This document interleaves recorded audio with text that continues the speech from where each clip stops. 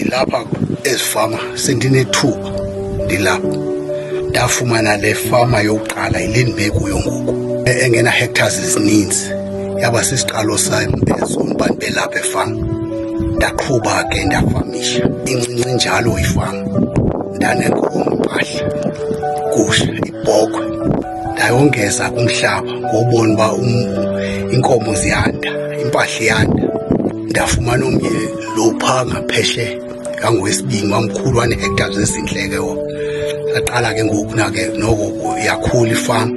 Salima ngoba inayo nendawo lima ke leya. Sizamile ulima umbona, siqhubile ekulimeni iminyaka. Esincedisa kurhulumente asinike imbewu ne-fertilizer. Unyana wam ke ngoku uye wangena mzekweni ngoba mna zandiyenza i-agriculture. Bendinayo nje ilaki yoba ndiyifumane ifama, zange ndiyaye kwa-agriculture. Uyenzile ke ne-agriculture. Nguye ke ngoku ke ongenayo oncedisa kakhulu apha efama nemibono emitsha yeli xesha.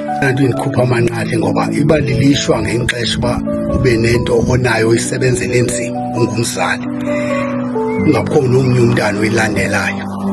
Ifane nelize nxa sowungasekho, so ilithemba into yoba abe khona. And kuneento ezintle nyhani azanazo endizibonayo ezindenza ndonwabe.